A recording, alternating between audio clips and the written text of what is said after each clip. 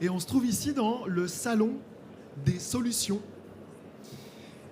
Et on a un problème fondamental, c'est qu'on sait mal mesurer l'impact réel de ces solutions. Donc c'est quand même vraiment dommage, parce qu'on a un paquet d'organisations qui sont là de l'autre côté principalement, et dont Sweep fait partie, plus proche Sweep, mais on fait partie des solutions, et on sait mal mesurer l'impact réel positif sur le climat de ces solutions. Et c'est de ça dont on va parler, en fait, de qu'est-ce qu'on sait bien mesurer 20 ans après le bilan carbone, et qu'est-ce qu'on sait moins bien mesurer, et c'est peut-être le moment de se poser la question. C'est pas un problème technique, c'est pas un problème administratif, on est tous au courant de ce qui se passe, c'est un problème de fragmentation, d'accord, et de prolifération des cadres de mesure. Et ça nous empêche de distinguer la vraie bonne solution d'une solution qui l'est sur le papier, mais pas réellement. Okay. Donc pour illustrer tout ça, on a 2 chiffres à partager avec vous. Un premier chiffre qui donne un peu le vertige. On dénombre aujourd'hui entre 500 et 600 cadres de mesure ESG. ESG, RSE au sens large, dans le monde entier. Régulation, cadre volontaire, des playbooks, ce que vous voulez, il y en a entre 500 et 600. Avec les scores qui sont plus ou moins associés. Plus de 50 sont dédiés au climat. 50, ok ? Donc on peut effectivement se poser la question d'une entreprise qui agit avec des solutions bas carbone et qui voit son impact sous-estimé, d'accord ? Ou un investisseur qui va devoir faire le choix d'allouer son capital au bon endroit. On a un deuxième chiffre qui questionne. C'est celui des engagements SBTI. Donc on l'a tous vu passer, on a 10 000 entreprises qui sont engagées à baisser leurs émissions et à atteindre un état net zéro. 10 000. On estime qu'il y en a 10% d'entre elles qui sont des cibles zombies. Zombies, c'est-à-dire qu'en fait on a le principe de réalité à frapper à la porte. Et puis que finalement, on va laisser ces cibles vivre telles qu'elles sont. Et donc, on a déjà eu 239 entreprises dont les cibles ont été supprimées. Donc, je ne parle pas de n'importe quelle entreprise. Il y a du Microsoft, Unilever, Procter & Gamble, etc. Diageo, qui n'ont plus de cibles. Donc là, ça pose la question en fait, de la robustesse des cadres de mesure, puisque des géants comme ça qui disposent d'une ressource énorme pour s'engager et atteindre ses objectifs, se désengage finalement. Okay. Donc finalement, cette fragmentation des cadres, elle amène à 3 problèmes majeurs. Le premier, et Mario, tu vas t'en saisir de ce sujet-là, c'est l'incomparabilité. On ne peut pas comparer 2 entreprises aujourd'hui d'un point de vue de leur action climat. Vraiment, je vous jure, c'est pas possible. Des scores CDP entre Renault, Netflix et Chanel ne disent rien de ce que fait l'entreprise avec ses propres leviers pour permettre au monde d'atteindre un objectif net zéro. Okay. ACT, le projet de l'ADEME, d'accord, ACT, ACT, Assessing Low Carbon Transition, commence à le mesurer et à comparer, d'accord, avec une approche sectorielle, mais que sur la transition et pas sur le reste. Donc on a un problème de comparabilité et évidemment que ça ne va pas dans le sens d'un acteur comme Tikeo. Ensuite, on a un problème lié à la fatigue du reporting. Et je suis content de voir des yeux qui se plissent et des sourires, puisque oui, on vous pose la même question 10 fois. On essaye d'évaluer plus ou moins la même chose, mais avec des périmètres et des règles de calcul qui sont un peu différentes. Et ça, on va le voir avec toi, Maud, qui a effectivement, chez les entreprises, une fatigue qui se fait au détriment de l'action, en fait. Et ça, c'est problématique. Et enfin, on a une fragmentation méthodologique. Le meilleur exemple, c'est la différence entre le bilan carbone et le GHG protocole. Voilà, les Français ont développé leur bilan carbone, soi-disant adaptable avec le GHG, mais finalement, vous n'avez pas des résultats qui sont différents. Mais on a une fragmentation méthodologique, encore une fois, un sujet de cadre de mesure, de périmètre, d'approche sectorielle aussi, qui fait qu'on n'a pas le même résultat alors qu'on met les mêmes chiffres en entrée. des exemples de confusion, en fait, vraiment très très concrets de ce qui se passe en ce moment. Le premier, c'est le scope 2, donc le bilan carbone, donc les émissions directes de l'entreprise, okay, et notamment sa consommation d'électricité. Peut-être que certains et certaines d'entre vous sont au courant, on est en train de revoir la façon de mesurer ce scope 2. Soit ça fait 0, soit ça fait plein de CO2. D'accord ? Mais c'est juste un choix. En fonction de ce que vous achetez, location-based ou market-based, soit vous prenez ce que vous donne le vendeur d'électricité qui vous dit bah non, mon électricité c'est 0, et ça fait 0. Soit vous prenez là où vous vous pluguez dans vos usines, ce qui est la réalité physique. Et là, vous avez plein de CO2. Même question sur le spend-based et le market-based, donc, et le physique-based. Donc en gros, soit vous mesurez vos émissions sur les dépenses, soit sur la réalité, c'est-à-dire des kilomètres, des tonnes. Et vous n'avez pas du tout le même chiffre en bout. Donc on voit bien qu'on a déjà des sujets en ce moment de différenciation dans la mesure. Le sujet des émissions évitées, on va en reparler. On ne mesure plus aujourd'hui que la baisse des émissions réduites, donc, des émissions effectivement réduites, mais ce qu'une entreprise permet aux autres de réduire. C'est ce qu'on appelle les émissions évitées. Et c'est complexe. La baseline est différente d'un pays à un autre. La fin de vie, est-ce que j'alloue des émissions évitées sur la chaîne de valeur? Donc on se pose plein de questions. On se pose des questions sur la mesure à l'échelle du produit. Et je suis obligé de citer Carbon Measures. Donc une coalition d'entreprises qui cherche à redéfinir les cadres de mesure du produit à l'échelle internationale. Parce qu'un bilan carbone à l'échelle du produit est mesuré de manière différente. Et enfin, le net zéro. Et donc d'ici cet été, vous aurez les deux grands vainqueurs du net zéro. Le SBTI, qui va présenter sa norme net zéro, et l'ISO 14060, qui proposera une autre norme. Et les entreprises vont devoir se dépatouiller avec ces histoires-là. Okay ? Donc on a une cacophonie, une confusion en fait dans les cadres. Et donc c'est ce qu'on va aborder aujourd'hui. Est-ce qu'on mesure la bonne chose, c'est-à-dire l'impact réel, ou est-ce qu'on mesure surtout l'ambition? Donc avant de vous passer la parole, je voudrais vous faire réagir et vous écouter donc Virginie Sauvé-Guachon de Renault. Bonjour. Alors, certes, on peut douter de tous ces référentiels et de savoir comment s'y prendre. Par contre, moi, je voudrais quand même redire une chose sur le fait qu'il ne faut pas douter que les entreprises sont investies. Il ne faut pas douter du fait qu'on ait la volonté d'essayer d'être transparent, de faire comprendre les enjeux et les stratégies. Et donc, le plus important pour nous, c'est aidez-nous et apportez-nous des cadres dans lesquels, justement, on va pouvoir essayer de montrer comment on s'investit et pas juste avoir un chiffre pour dire vous avez fait tant de pourcents en moins. C'est beaucoup trop simpliste.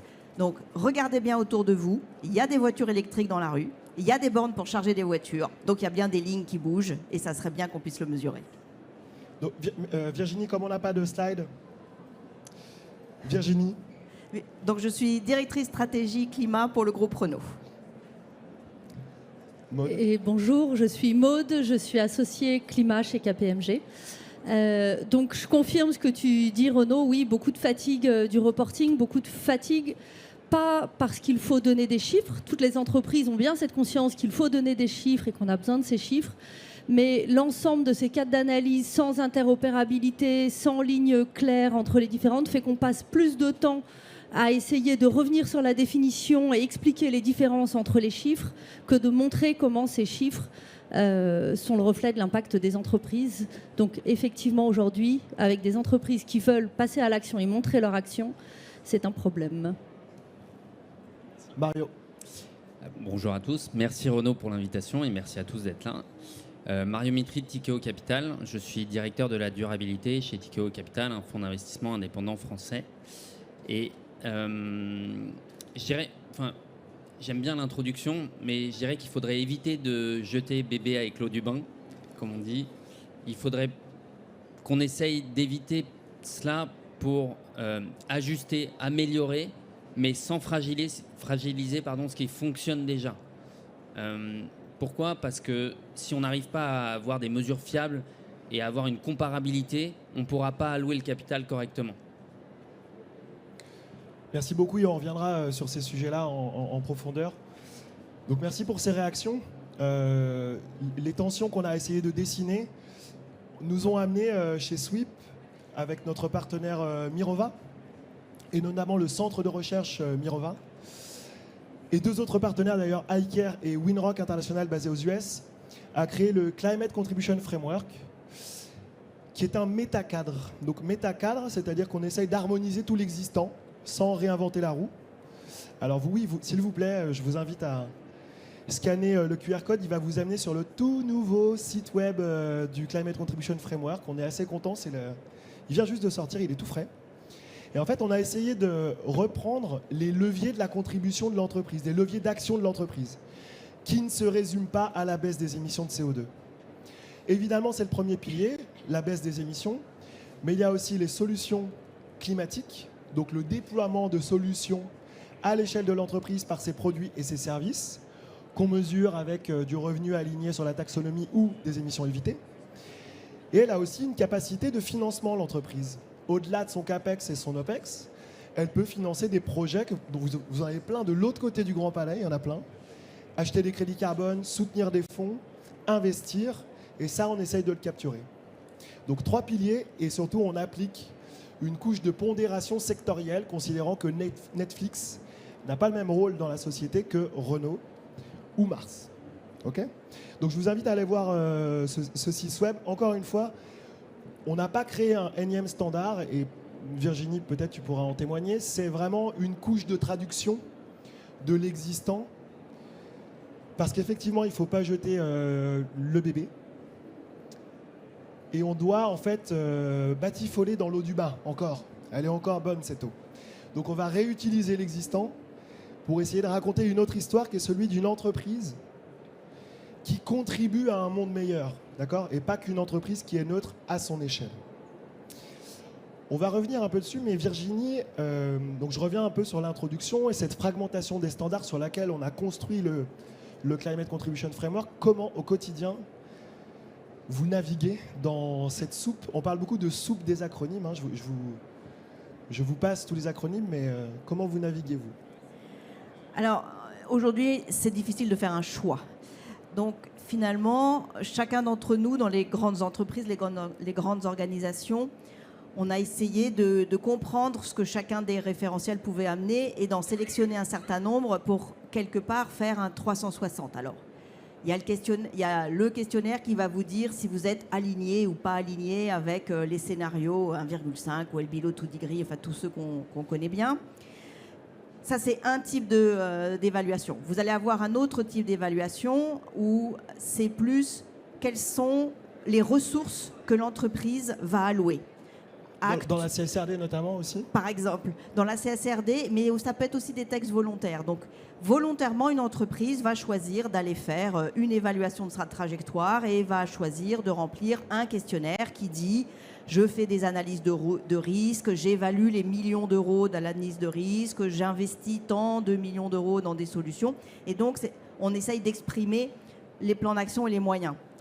Et en fait, en faisant ça, on essaye et on espère que nos interlocuteurs en face de nous trouveront la totalité des éléments dont ils ont besoin. Et oh, surprise, alors là, vous recevez un mail qui vous dit « J'ai fait une évaluation de votre entreprise » et cette fois-ci, c'est encore une autre méthode que vous essayez de comprendre et on n'y arrive pas toujours. Non sollicité, évaluation non sollicité. En fait, ça fait partie des choses, il faut avoir ça à l'esprit, c'est-à-dire que il y a tous les questionnaires que vous faites volontairement, mais il y en a énormément où vous n'êtes pas sollicité, vous recevez un résultat, et à vous maintenant de vous débrouiller avec ça. Alors, un certain nombre d'organisations acceptent de discuter, et donc on peut discuter, essayer de comprendre les méthodes, et de se dire comment on pourrait ajuster notre communication, mais en fait, ça fait beaucoup d'ajustements. Et au bout d'un moment donné, malheureusement, les ressources qu'on dédie à cette activité de reporting, de réponse aux questionnaires, ce n'est pas des ressources qui sont infinies. Et en plus, on préférerait agir plutôt que de juste remplir des questionnaires. Donc c'est vrai que par moment aujourd'hui, c'est difficile de faire le choix. Tu as ce sentiment-là de passer trop de temps à faire du reporting mais de ne pas agir, et que ça se voit, que tu as le sentiment que ça ne se voit pas assez ? J'ai le sentiment surtout que les évaluations et les notations et les feedbacks, quelle que soit leur forme d'ailleurs qu'on reçoit, ils sont toujours très frustrants. Finalement, ça vous dit « Ah ben, vous n'êtes pas au bon niveau ». Et donc, à quel moment j'ai une évaluation ou un référentiel qui me dit bah, « Finalement, il y avait un potentiel, vous avez commencé à travailler dessus, ça se voit, il y a encore beaucoup de chemin à faire. » Voilà. Et moi, ma plus grande frustration, c'est celle-ci, c'est que finalement, ce qu'on fait, c'est jamais assez et c'est jamais bien. Alors, tu as utilisé le mot potentiel. Si vous allez sur le site du Climate Contribution Framework, vous verrez qu'on propose aux entreprises de répondre à 3 questions. 3. Votre industrie, votre taille et votre géographie. Et vous avez votre potentiel contributif. Considérant qu'une entreprise très matérielle pour le climat, qui a vraiment beaucoup d'impact négatif pour le climat, c'est celle qui a le plus de potentialité positive d'agir, ok ? Et donc ça, on essaye de le traduire. Donc vous, Renault, vous êtes sponsor du Climate Contribution Framework. Est-ce que tu peux nous parler de ce sujet de potentiel ? Est-ce que ça vous sert ? Oui. Oui, parce que justement, pour ce qui nous a intéressés dans cette démarche, alors je reviendrai un instant sur la question que tu m'as posée tout à l'heure sur est-ce que ça demande encore plein de ressources ? Alors ça, moi j'ai trouvé ça génial. Pour une fois, j'ai rien à faire. Ou presque. On l'a enregistré ou pas, ça ? En fait, c'est l'avantage de l'idée, c'est que ça va chercher toutes les informations que vous mettez déjà à disposition. Ça peut être un site web, ça peut être des documents, ça peut être des référentiels, ça peut être des questionnaires auxquels vous avez déjà répondu. Mais l'idée, c'est d'aller chercher déjà, de fouiller dans tout ce qui existe et d'essayer de tout prendre et de le classer après, effectivement, selon un certain nombre d'éléments. Et ça, c'est quelque chose d'indispensable de mon point de vue, parce que ça rassemble à un seul et même endroit, vise finalement une vision de comment l'entreprise, elle s'investit. Pour une fois, il y a un référentiel qui permet de voir à la fois ce qu'il est possible de faire, comment on va y contribuer et où est-ce qu'on en est, d'un seul coup d'œil. Donc ça, c'est quelque chose qui était intéressant. Et un autre point sur lequel on est, en tout cas nous, souvent frustrés dans les référentiels classiques, en particulier pour toutes les agences extra-financières qui peuvent nous évaluer, on a l'éternelle question de combien vous investissez aujourd'hui, quel sera votre chiffre d'affaires sur les produits à bas carbone, etc., etc. La difficulté que nous avons, c'est qu'en fait, toutes ces informations, c'est quand même des informations stratégiques. C'est des informations qui, pour la majeure partie d'entre elles, sont confidentielles. Et donc, nous, on fait le choix de ne pas les discloser. Dire dans 5 ans ou dans 10 ans exactement combien on sera en part de marché sur un véhicule électrique par rapport à nos concurrents, c'est leur donner une information qui est trop lisible. C'est des chiffres trop directs, en fait. C'est la critique qu'on pourrait faire au référentiel actuel. C'est qu'on vous demande une quantité de CO2 en moins et une somme d'argent en plus et des objectifs. Et c'est hyper réducteur et c'est trop stratégique. On ne peut pas communiquer de cette manière-là. Alors que savoir qu'une entreprise va investir des milliards d'euros dans sa transition, c'est la preuve qu'il y a de l'impact. Tu vois ? Est-ce que vous n'êtes pas partagé entre... Finalement, c'est quoi ? C'est la préservation de ces chiffres-là qui est le plus important versus la démonstration de votre impact ? En fait, moi, ce que je trouve intéressant, c'est de pouvoir dire, effectivement, comme tu le dis, quel est l'impact de l'entreprise. On va rester dans le monde de l'automobile, je le connais bien. Moi, jusqu'à présent, j'ai été très partagée. Donc, des voitures qui roulent avec du fossile, il faut réduire. Et donc, on parle tout le temps de la baisse des émissions de CO2 des voitures. Ça, c'est vrai.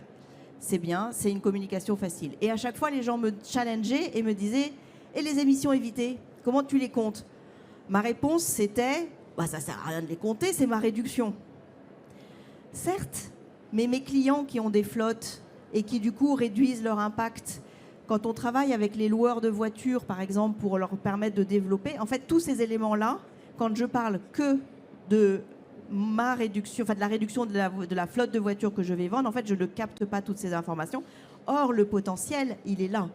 Et ce qui est intéressant, c'est justement de pouvoir commencer à montrer Alors, ça peut être vrai en termes d'investissement, ça peut être vrai en termes de produits, mais quel est le potentiel? Et c'est ça que Contribution Framework permet de faire, c'est qu'en fait, on permet de rendre visible un potentiel, et pas uniquement le potentiel de vos propres réductions, mais le potentiel de toutes ces coopérations, de cet écosystème qui finalement, il est hyper maillé. Nous, on va dépendre aussi du fournisseur d'électricité qui va donner des contrats d'électricité verte pour faire rouler les voitures électriques.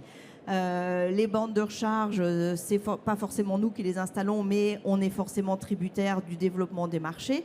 Et donc, pour une fois, ça ouvre cette vision et ça montre qui contribue, où il contribue. Et je trouve ça passionnant de voir les différentes cartographies des entreprises. Et moi-même, quand on a fait le Carbon Framework pour la première fois, je me suis rendu compte qu'il y a des choses qu'on avait oubliées. Parce que c'était une paire de lunettes qu'on n'avait pas du tout l'habitude de mettre et qui, du coup, nous fait dire « Ah bah oui, mais il y a aussi ça. » Vous contribuez. On contribue. Malgré une hausse des émissions de CO2. Il peut y avoir, les deux peuvent être antinomiques.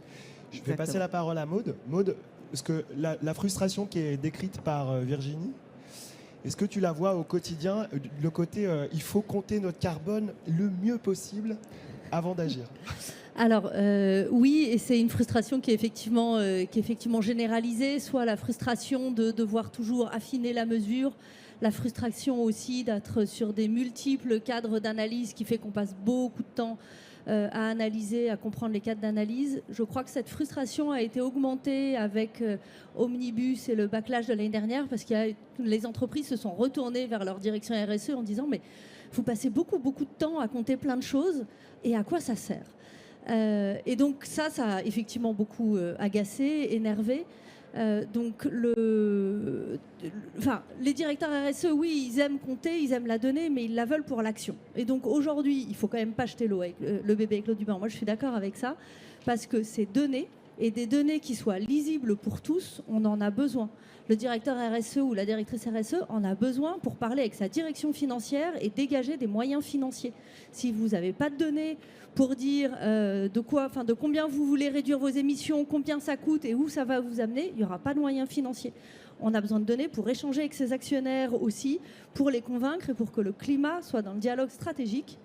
Et les clients, donc quand on est en B2B, les grands groupes demandent à leurs fournisseurs aussi ces données. Ils leur demandent pour que leurs fournisseurs leur montrent alors est-ce que vous vous décarbonez, de combien, ok, très bien, et donc je vous inscris dans ma trajectoire, dans mon scope 3.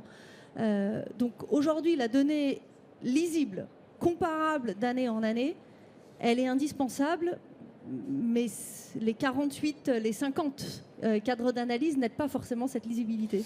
Alors, tu as le sentiment qu'on mesure davantage l'activité. Alors, vraiment, je parle avec la casquette d'un SaaS dont l'objectif, donc on a aujourd'hui sous gestion, nous, 1 milliard de tonnes de CO2, plus de 400 clients à travers le monde. Et donc, on est une plateforme de gestion de la donnée. Et c'est vrai qu'on peut vite se retrouver à gérer de la donnée d'activité seulement, et on en oublie l'impact, la réalité, quoi.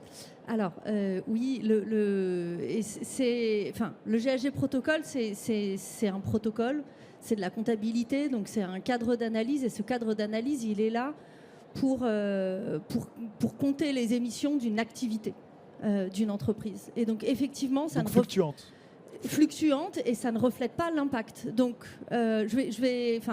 je ne sais pas si vous êtes... On va revenir sur les émissions évitées. Je ne sais pas si vous êtes tous très... Enfin, voilà. Donc, on va revenir dessus. Dans le scope 1, 2, 3, vous générez une activité, vous augmentez votre activité, quel que soit ce que vous fassiez, vous augmentez vos émissions. Et alors que quand vous êtes une entreprise à impact, quand vous êtes une entreprise, par exemple, qui fait de l'efficacité énergétique, à chaque fois que vous augmentez votre activité, vous aidez d'autres entreprises à réduire leurs émissions de CO2. Donc, vous avez un impact sur la société et vous réduisez les émissions de l'économie française ou du pays dans lequel vous êtes présent. Et ça, le GHG protocole ne vous permet pas de refléter cette réduction. Donc il faut se tourner vers d'autres cadres d'analyse, celui du WBCSD, celui des émissions évitées par exemple, qui là permet de calculer votre impact en tant que société sur la décarbonation de l'économie. Donc on arrive à un deuxième cadre d'analyse qui reflète, lui, l'impact. Alors, je vais partager ce que j'ai vu aujourd'hui dans le fil WhatsApp du C3D. Donc on fait partie du C3D, ce formidable réseau. Et il y avait une discussion sur les œufs. Le facteur d'émission des œufs a été divisé par 2. Mise à jour d'Agribalise et de l'ADEME, et donc ça a été divisé par 2. Et donc mon bilan carbone a été divisé par 2. Qu'est-ce qu'on en fait? Et la bonne réponse, je trouve, qui a été de dire en fait le bilan carbone, c'est un exercice évolutif. Ce n'est pas statique.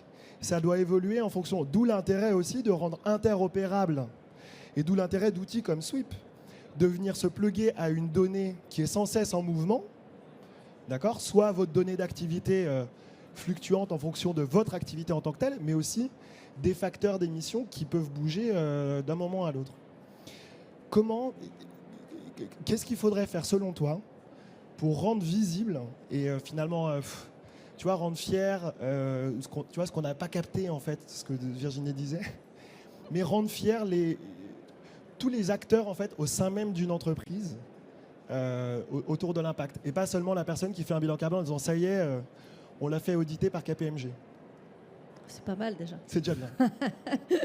Je pense qu'il faut aider les entreprises à rendre leurs données lisibles. Et ça, c'est une des choses qu'un sweep peut faire, puisqu'en fait, derrière, les données sont plus facilement agrégées. On a derrière les bons graphiques qu'on peut montrer. Donc ça, je pense que c'est la première chose, cette lisibilité qui permet de montrer et de valoriser les efforts. La deuxième chose, c'est d'aider, et notamment les plus petites entreprises, à passer un peu moins de temps sur le reporting, donc en faisant des choses plus simples, en utilisant un peu d'IA, en utilisant de l'automatisation, pour les aider à passer à de l'action, à réfléchir à leur impact aussi, et à pouvoir valoriser cet impact. Donc ça, je pense aussi que c'est important.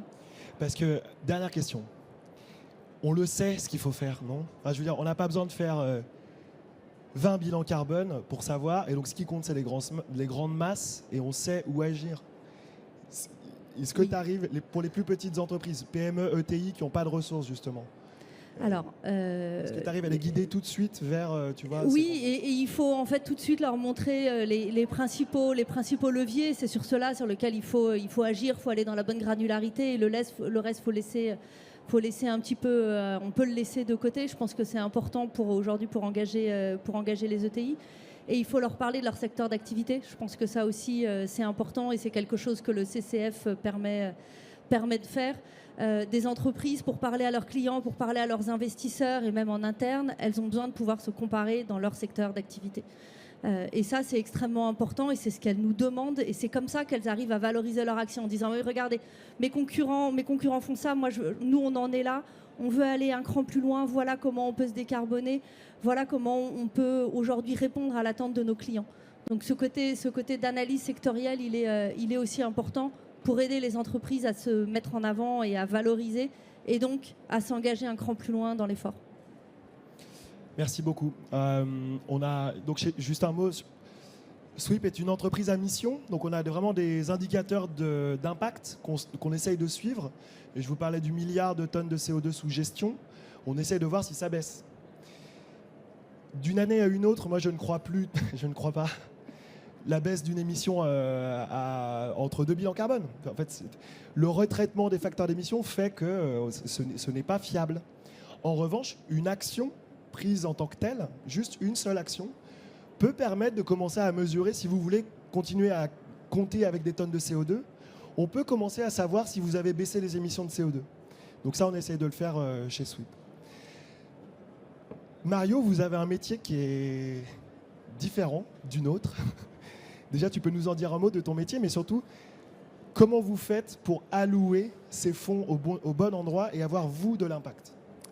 Alors, nous, Tikeo Capital, on est un gestionnaire d'actifs alternatifs, c'est-à-dire qu'on investit, on alloue nos capitaux et les capitaux de nos clients dans l'économie réelle, puisqu'on investit en private equity ou en dette privée, plutôt dans des petites et moyennes entreprises. Donc, allouer du capital, c'est choisir, c'est comparer. Et donc, en fait, c'est le cœur de notre métier depuis le début. Donc, on l'a fait d'abord avec des chiffres financiers. C'est comme ça qu'on a créé la comptabilité. Il y a plusieurs années déjà, et ça a pris déjà beaucoup de temps. Et la comptabilité, et je fais souvent le rapport entre la comptabilité carbone et la comptabilité financière, ça ne s'est pas fait en un jour. finalement, la comptabilité financière nous permet, nous, aujourd'hui, de comparer les entreprises pour allouer le capital. Et puis, on a voulu aller vers des stratégies d'impact. On a voulu décarboner aussi nos activités.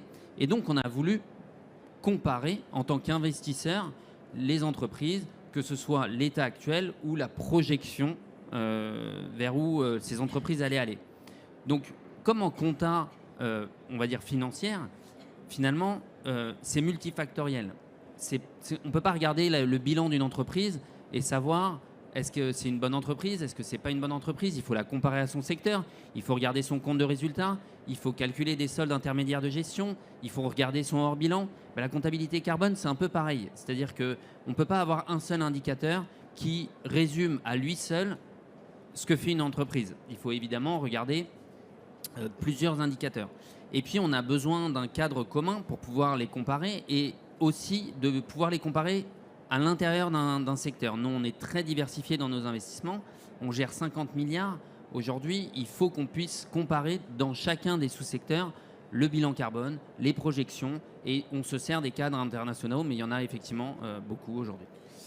Alors, quand tu parles de secteur, ce qui est intéressant de noter, et on en parlait juste avant, on nous a demandé, nous, Sweep, de baisser nos émissions. On ne va pas les baisser. Je vous le dis tout de suite, on ne va pas les baisser parce qu'on fait partie de la solution. Donc, on contrôle leur croissance. On parle en intensité carbone par mesure, mais on ne va pas baisser nos émissions. On vient d'ouvrir un bureau aux US. Franchement, on va y aller aux États-Unis, c'est sûr. Et si on veut avoir de l'impact, il faut aller là où ça émet le plus. Donc, on ne va pas baisser nos émissions. Et donc, un de nos futurs clients nous a demandé de baisser nos émissions. On ne va pas les baisser. Donc, je fais une différence entre des enablers, c'est-à-dire des gens dont le cœur de métier est d'aider les autres à réduire. C'est-à-dire qu'on a besoin de ces entreprises-là et d'autres types d'entreprises dont vous faites partie, c'est-à-dire des entreprises en transition, transformation pure. Comment vous distinguez les deux? Est-ce que vous arrivez à distinguer les deux? Alors tout à fait, nous on a justement chez Tikehau Capital deux stratégies distinctes. On a la stratégie impact, donc qui sont des apporteurs de solutions ou des enablers, parce qu'on fait encore une distinction un peu plus fine là-dessus, mais laquelle? J'y reviendrai. Un enabler, c'est celui qui permet d'apporter des solutions, et la partie solution, c'est vraiment celui qui va apporter cette solution. Alors qu'on fait la distinction avec l'autre stratégie, qui est la stratégie de transition. Ce qui se passe, c'est qu'aujourd'hui, en tant qu'investisseur, il n'y avait pas de cadre réglementaire pour définir l'impact. Donc, il y a des guidelines internationaux dont on s'est inspiré pour produire notre propre cadre, donc avec le GIN, qui est une référence internationale pour l'investissement à impact.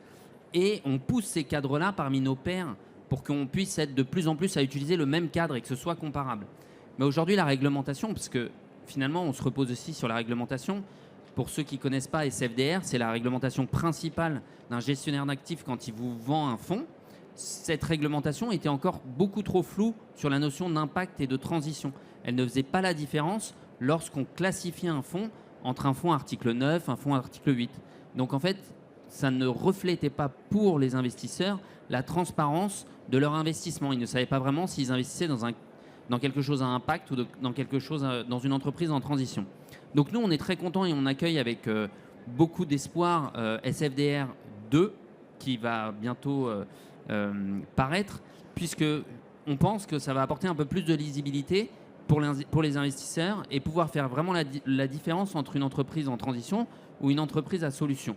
Et finalement, une même entreprise aujourd'hui, on est capable aussi pour nous de distinguer, même dans une entreprise en transition, quelle solution elle apporte aussi. Parce qu'une entreprise comme Renault, elle est peut-être pas que en transition, elle apporte aussi probablement des solutions.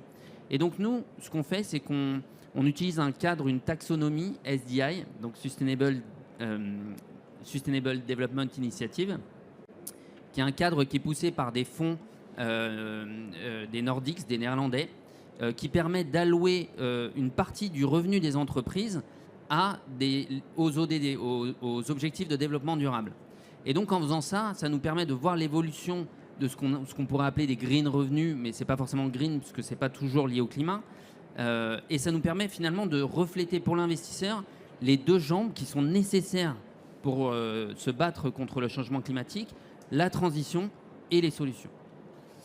en parlant de la régulation, on a aussi 2 cadres, l'ISSB et l'EFRAG, qui travaillent à une meilleure interopérabilité entre les deux. Et des taxonomies dans le monde entier aussi d'ailleurs, qui ne couvrent pas les mêmes secteurs, pour lesquels, en fait, à leurs yeux, un secteur n'est pas aussi vert à un endroit qu'à un autre. Une dernière question, mais peut-être j'aimerais bien vous poser à tous les trois, on peut continuer avec toi Mario, c'est la question du ROI. On sait très bien qu'après la claque omnibus, on va dire ça comme ça, on attend de la durabilité qu'elle soit bonne pour le climat, bonne pour le business, pardon, qu'elle soit rentable en fait. Est-ce que, et c'est un rêve que j'ai un peu depuis longtemps, je me dis qu'une entreprise contributive va forcément bien financièrement. Est-ce que tu penses qu'on peut arriver à démontrer par la mesure de l'impact qu'une entreprise qui contribue au maximum de son potentiel, eh ben, elle est en bonne santé financière? Est-ce que c'est possible? Alors tout à fait. Alors déjà, nous, comme on est un gestionnaire d'actifs alternatifs, on investit dans des fonds, enfin dans des entreprises, pardon, sur une durée de vie entre 5 et 7 ans. Donc c'est pas du très court terme. On parlait du capital et de comment on voyait comment le capital agissait à court terme. Nous, le court terme sur ces fonds-là et notamment sur nos fonds impact, on le voit comme une maîtrise des risques. La durabilité, c'est aussi maîtriser ces risques à court terme et délivrer la création de valeur à long terme ou à moyen terme, puisque le long terme, on considère que c'est entre 5 et 7 ans dans l'investissement financier. Finalement, je dirais que nos fonds à impact, et on le démontre au quotidien, ont les mêmes retours sur investissement à long terme que nos fonds qui sont exactement construits et structurés de la même façon, mais qui ne sont pas à impact. Et donc finalement, on arrive à démontrer à nos investisseurs en toute transparence quel est l'impact environnemental, mais quel est l'impact aussi financier de son investissement. Maud, tu l'as ça, cette demande-là? Oui, alors c'est donc effectivement toi quand tu le regardes là sur les entreprises, sur les startups, nous c'est aussi des demandes qu'on a dans tous les grands groupes et les ETI d'ailleurs. C'est le sujet du ROI de l'action. Aujourd'hui, ce ROI de l'action, il est clair. La question c'est à quelle durée, à quel horizon de temps il va arriver. Mais c'est un calcul qu'on fait maintenant à peu près systématiquement sur les actions climatiques de nos clients. On regarde le coût de l'inaction, donc le coût de l'inaction par rapport à des pertes de parts de marché, par rapport aux risques climatiques, etc. Et ensuite, on regarde le coût de l'action. Donc combien est-ce que ça va coûter de se transformer, de s'adapter au changement climatique, de faire des actions de décarbonation. Et entre les deux, après, vous avez le ROI, et c'est grâce à ça, c'est grâce à ces calculs qui sont parfois un peu savants, qu'on arrive à convaincre des directions financières d'engager un peu plus de moyens, de passer à l'échelle de l'action. Donc c'est aujourd'hui plutôt, moi je le vois beaucoup dans des analyses de projets, dans des analyses de nouvelles initiatives pour des entreprises. Oui. Virginie? Alors, c'est plus difficile de répondre à cette question quand vous êtes une entreprise en transition. Chez Renault, on a fait un choix stratégique. Nous, on dit qu'on a gardé 2 jambes. On a gardé la jambe du véhicule hybride et la jambe du véhicule électrique. Pourquoi? Parce qu'aujourd'hui, on est quand même face à des vraies questions sur le prix de la voiture. Je ne sais pas si vous savez, aujourd'hui, l'âge moyen des particuliers qui achètent une voiture neuve, c'est un chiffre qui est largement au-delà de 55 ans. Pour vous donner une image de ce qui se passe compte tenu du prix des voitures neuves et en particulier de l'électrification avec les batteries, etc. Donc il y a des secteurs économiques où la transition elle est triviale, et il y a des secteurs automobiles où le rythme auquel ça va se produire et donc cette notion de rentabilité est loin d'être évident et trivial. Et moi, ce que j'ai envie de dire à chacun d'entre nous, et quand j'essaye de convaincre la direction générale, c'est important de garder des engagements dans toutes les situations possibles et imaginables. En fait, c'est la notion de risque. Comment est-ce qu'on fait pour mesurer les risques que l'on prend, et comment est-ce qu'on fait pour essayer d'anticiper chacun de ces risques et de naviguer dans le monde qui est très instable, très difficile à naviguer aujourd'hui. Il n'empêche que quand vous avez des solutions à proposer, des solutions à impact, eh ben on arrive à les pousser petit à petit. Alors, attendez, on parle de risque, mais il y a une opportunité qui est celui de vendre plus de solutions, non? Si on fait apparaître la R5, Elle est belle, hein. Je suis vraiment très content d'apprendre que je vais faire baisser la moyenne, puisque c'est une petite voiture électrique et que c'est super les petites voitures électriques, d'accord ? C'est les grosses qui posent problème. Si vous vendez plein de petites voitures électriques, ce sera bon pour le business. Et ce sera probablement des solutions, puisqu'on mettra de côté des voitures thermiques. Okay. C'est pour ça que nous, on a vraiment bien cette image du personnage à deux jambes. Oui, on ne rêve que de développer le business des véhicules électriques et d'autres technologies. D'ailleurs, s'il y a d'autres technologies qui arriveront dans un horizon plus ou moins long terme. Mais il faut arriver à naviguer, il faut arriver à survivre parce que voilà, c'est aussi la réalité économique d'aujourd'hui. Et c'est pour ça que si on en revient un tout petit peu à notre sujet du contribution framework, moi c'est aussi pour ça que je l'aime bien, parce que pour une fois, c'est un cadre. Il faut que vous alliez voir le site pour voir comment c'est visuellement, mais visuellement, on arrive à montrer ce qu'on fait sur nos marchés anciens, ceux où on réduit, et ce qu'on va faire et ce qu'on est en train de développer sur les marchés à venir, ceux où on a de l'impact. Et cette vision double, avec ces deux paires de lunettes, ça c'est top. Le potentiel, tu m'en parlais aussi. Tu disais que c'était une notion importante.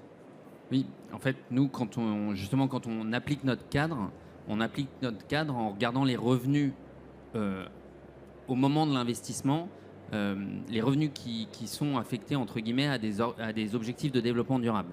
Mais ce qu'on a du mal à évaluer, c'est dans le temps, quelles actions on va mettre en place pour faire grandir ce chiffre et que le pourcentage de revenus alloués à des ODD augmente avec le temps pendant la durée de notre investissement. Il nous reste 5 minutes et je voulais vous donner la parole. Est-ce que vous avez une question ou deux ? On a le temps pour 2 questions. Il n'y a personne ? La première ? Vous voulez que je fasse la première ? J'ai une question. Il y a un aspect un peu juridique. Là, on nous a demandé de nous engager sur un contrat. Et ça, c'est quand même... Oui, on voit apparaître un enjeu juridique qui grandit en ce moment. Et c'est la difficulté. Jusqu'au procès ou juste l'engagement ou jusqu'à de potentiels... C'est jusqu'à de potentielle judiciarisation. C'est un mot en français. Waouh. Oui, c'est un vrai enjeu. Pourquoi ? Parce que aujourd'hui, la petite phrase de « je m'engage à réduire de 30% à tel horizon », en fait, est une phrase qui vous engage. Et quand on voit les incertitudes que j'ai évoquées tout à l'heure, en fait, aujourd'hui, il y a une vraie difficulté des entreprises à se réengager. Je pense qu'il y a 7 ou 8 ans, il n'y avait pas de doute. Tout le monde était prêt à dire « je serai neutre à telle époque, j'aurai réduit de temps à telle autre époque ». Ça, il n'y avait pas de doute. Aujourd'hui, les mêmes comités de direction, quand vous allez les voir et que vous leur dites « là, il faudrait qu'on renouvelle notre engagement et il faudrait dire ça », alors là, vous les voyez devenir blancs et se dire « vous êtes vraiment sûr ?» Et donc, il faut qu'on trouve un langage qui soit plus large que juste « je m'engage à réduire de temps ». C'est trop restrictif et ça ferme trop de portes. Maud, tu le vois ça aussi ça Oui, et effectivement, il y a de plus en plus de relectures des engagements qui sont faites avec la direction juridique pour bien peser les mots et peser ce que ça peut impliquer pour l'entreprise. Donc les sujets d'engagement, de garantie, de promesses, etc. sont souvent relus, notamment parce que 2030 approche assez vite et que donc, le risque approche. Ça, c'est la première chose. Et l'autre chose, c'est qu'il nous arrive de travailler pour les avocats, nos clients, justement face à des risques, face à des enjeux de procès. Donc, ce sont des choses qui sont nouvelles, mais il y a de plus en plus cette pratique des avocats environnementaux est de plus en plus forte. Ouais. Vous n'avez pas d'autres questions ? Ah, c'est super. Bonjour, c'est une question pour vous trois et c'est plutôt une question personnelle parce que quand je vous entends, et je pense que c'est vous, Madame Virginie, qui a parlé de cette question d'avoir 2 jambes. Mais en fait, quand j'écoute la question, les enjeux, les objectifs et surtout du côté investisseur, moi j'ai fait une thèse sur la finance impact et malheureusement, le rendement financier reste quand même le critère principal pour les questions des investissements. Donc en fait, vous, à titre personnel, comment vous faites face à cette dichotomie, à ce dilemme? Est-ce que vous vous levez tous les jours en vous disant bon, on va essayer de sauver la planète ou oui, comment Alors vous faites non, face à non, ça? non, on ne sauvera pas la planète. Par contre, moi, je vais bosser tous les matins en me disant qu'avec un peu de chance, j'arriverai à convaincre quelqu'un de faire quelque chose aujourd'hui. Et sur les rendements, je dirais que pour nous, pour nos fonds à impact, sans rendement, effectivement, on les vendra à personne. Donc, il faut que nos fonds à impact aient également du rendement pour pouvoir faire des choses positives, les mettre au bon niveau d'échelle pour pouvoir développer ces solutions. Et je rajouterais en dernier enjeu, c'est qu'aujourd'hui, l'ensemble des risques environnementaux, leur risque d'occurrence augmente très fortement. Et tout le monde est en train de s'en rendre compte. Et donc, avec cette analyse du risque, la vision du rendement devient pas la même. Et donc, on commence. Enfin, c'est autant de leviers pour redéployer le capital vers des sociétés à impact.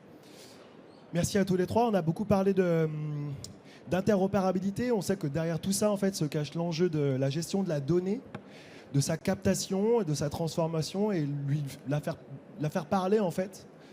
Donc je vous renvoie vers le LinkedIn de Sweep, où vous y trouverez tout ce qu'il faut. Tout ce qu'il faut, des points de vue aussi, parce que comme vous le voyez, on a une expertise qu'on essaye de mettre au service des entreprises. Donc une expertise dans la gestion de la donnée, mais aussi dans l'approche méthodologique, d'où le Climate Contribution Framework. Et il y a un sujet de maturité, donc on va garder le bébé. Et on va essayer de construire sur l'existant, parce qu'il ne faut pas tout changer. Mais on est capable de passer à l'étape d'après. Et je pense qu'il y a un momentum qui est celui de la convergence, non pas celui de la fragmentation, puisque je vous rappelle, c'est un enjeu collectif et qu'on est sur la bonne route, vraiment. Merci d'être venu, merci beaucoup.